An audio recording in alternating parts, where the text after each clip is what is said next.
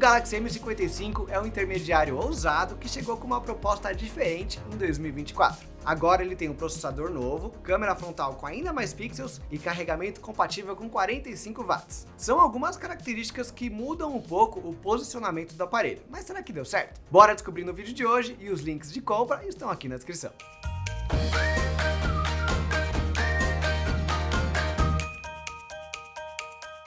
Começando pelo design, acho que dá pra dizer que ele não mudou quase nada de um ano pro outro. Tem os efeitos na cor da carcaça, dependendo de como a luz reflete na tampa, mas é só. Ele continua fosco e com acabamento todo em plástico. Nada de proteção IP por aqui também, e a traseira e as laterais seguem arredondadas. Ele é bonito, leve e também fino. Mas guarda essa informação aí porque eu quero saber depois se você gostou do motivo para ele ter ficado mais magro. Os botões de volume estão bem altos. Já no de energia, a Samsung soube ponderar e colocar numa posição mais confortável. Eu só acho que ela poderia voltar como era antes, colocando cada um num lugar diferente e mantendo ambos em alturas confortáveis para o usuário. Quem tem mão pequena pode sofrer um pouco mais com isso, principalmente num celular tão grande como o M55. Sim, ele é grande, com sua tela de 6,7 polegadas. O painel é Super AMOLED com 120 Hz de atualização e 1000 nits de brilho. Perceba que o HDR10 Plus só apareceu lá no A55 e, claro, nos smartphones mais completos. Na linha M e em outros integrantes da linha A,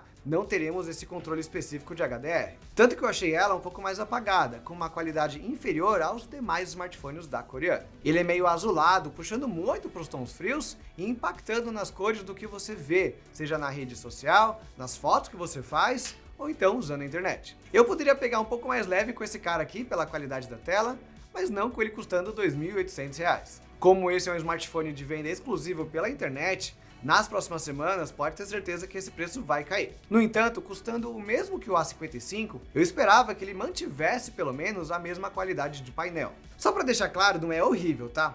Eu vou até frisar algo aqui que são as bordas menores que no A35 e no A55. Eu não sei se o smartphone todo escuro aumenta essa sensação, porém ela é menor. Tanto que o M55 é mais estreito que o A35. Ou seja, decida aqui o que tem mais peso para vocês, o famigerado prós e contras. E agora, antes de continuar, vocês já conhecem o nosso comparador Escolha Segura? Por ele você encontra os melhores preços, testa cupons automaticamente e ainda cria alertas para você nunca perder uma promoção. Caso prefira, temos também o nosso grupo lá no Telegram para você receber promoções e cupons diariamente na tela do seu celular. Os links estão todos aqui na descrição e bora voltar para análise. Bom, se na tela e na carcaça quase nada mudou no M55, talvez vocês fiquem surpresos, mas agora esse cara vem com o chip da Qualcomm. Alguns estavam esperando o Exynos 1480, pelo fato dos modelos passados terem seguido o mesmo que a linha A, porém a Samsung está focando em outras coisas dessa vez. Ele vem com o Snapdragon 7 da primeira geração, que é o SoC de 2022, ou seja, bem antigo. É quase como se a Samsung não quisesse mudar a potência de um ano para o outro, mas fosse obrigada a trazer um chip diferente. Para ficar um pouco mais claro, deixa eu te dar alguns exemplos. Comparando o M55 com o M54 lá no Nano Review,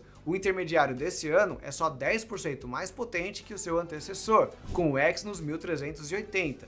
Isso é o resultado do AnTuTu. Já no Geekbench 6, ele fica ainda mais perto, com 5% na diferença de performance. Uma coisa que eu notei também é que o M55 esquenta bastante, tanto que ele apresentou algumas mensagens de que o aparelho estava muito quente durante os testes de bateria. Eu tive que fazer algumas pausas durante as gravações 4K, para aguardar a temperatura ficar mais adequada. Às vezes a gente tem desses perrengues aí. Então não se espante caso você esteja gravando e o smartphone interrompa o seu vídeo e mostre esse erro. Já nos jogos, apesar dele ter ficado bem quente, eu não tive esses problemas com travamentos, quedas de frame ou algo desse tipo. Ele deu conta do recado e ficou dentro do comum para algumas marcas. Mas quando eu lembro do bom trabalho que a Samsung fez ano passado com seus smartphones intermediários e topos de linha, eu não posso passar pano dessa vez. Se deu para controlar a temperatura antes, dá para continuar fazendo isso agora. Por fim, eu falei que a Samsung resolveu fazer algo diferente esse ano, lembra? Bom, o M55 de 128 GB foi deixado de fora e agora você só tem a opção de 256 GB com 8 de RAM. E para quem acha pouco,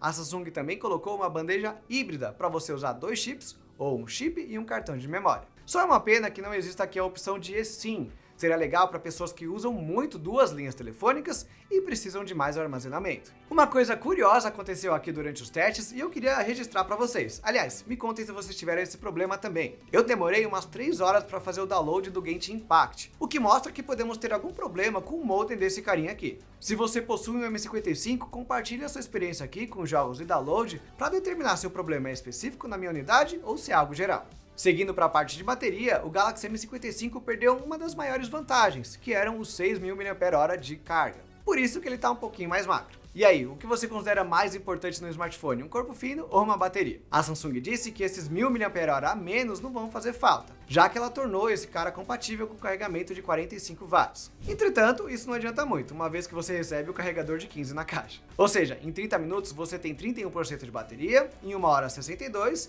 e para atingir os 100% de capacidade, o carregamento demorou 1 hora e 52 minutos. Foram quase 2 horas com o smartphone na tomada. Eu coloquei ainda esse cara para carregar num carregador rápido aqui, que tem 65 watts e é compatível com o Samsung.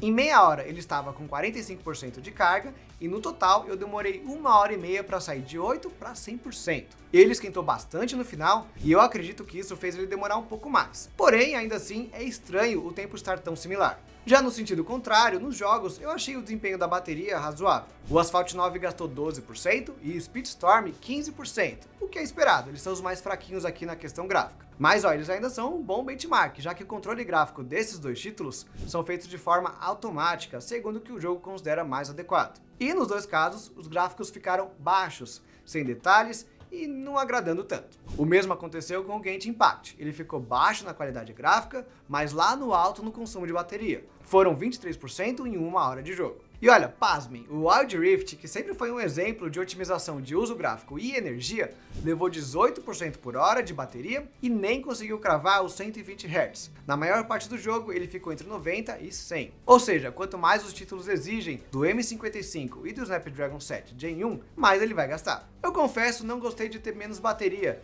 e não me agrada a empresa dizer que o smartphone tem como vantagem um carregamento rápido, que exige a compra ainda separada de um acessório e só salva 30 minutos no seu dia. Por fim, vamos falar de fotografia, que também recebeu um certo destaque da Samsung durante a apresentação desse produto. No conjunto, eu tenho um sensor principal de 50 megapixels, na ultrawide tem 8 e na macro ficamos com 2. Onde a empresa quis chamar a atenção dos usuários é na lente frontal, com os mesmos 50 megapixels da traseira. Mas fica o alerta aqui, esse sensor não é o mesmo que está atrás. Ele tem uma abertura f2.4 que entra bem menos luz que o traseiro. Por padrão, ele faz fotos de 12 megapixels combinando vários em um.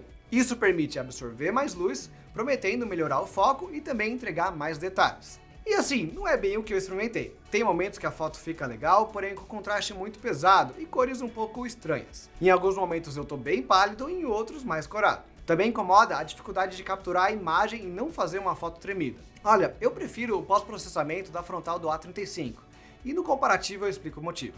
Falando um pouco da principal, ela está muito boa e equilibrada, e eu gosto dela não saturar tanto as cores e nem colocar tanto pós-processamento. Tudo que eu vejo aqui está bem próximo do que eu enxergo ao vivo com os meus olhos. Já quando passamos para a foto com a lente ultrawide, eu vejo que a calibração de cor e imagem estão diferentes. Ela fica bem mais escura e com cores frias. A qualidade é visivelmente inferior à lente principal, não só pela quantidade de pixels menores, mas também pela falta de luminosidade. Foto é luz, e quando a lente não tem abertura suficiente e os pixels não colaboram, temos esse resultado que pareceu mais de um aparelho de entrada. Por fim, a macro tenta fazer a parte dela, mas com 2 megapixels e baixa qualidade, os resultados ficaram bem mais ou menos. Só nos resta então falar de preço. Bom, como esse cara chegou na última semana de março, o seu preço ainda está bem alto. O mais barato que eu encontrei foi R$ 2.720. Na loja da Samsung, ele sai por R$ 2.880. Claro, devemos levar em consideração que esse é um smartphone de 256 GB de armazenamento, com as mesmas especificações do A55,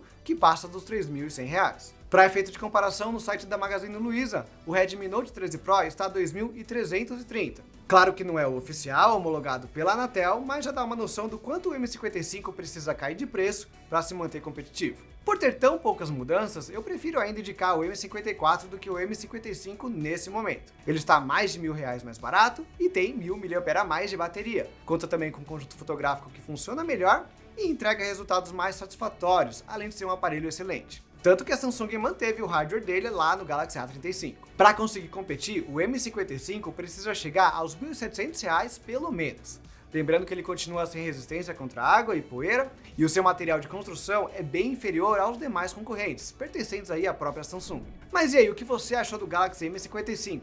Acha que ele evoluiu? Você curtiu as mudanças que a Samsung trouxe para a linha de 2024? Me contem aqui nos comentários e aproveita também para deixar like e se inscrever aqui no vídeo. Por hoje é só, meus amigos, até a próxima!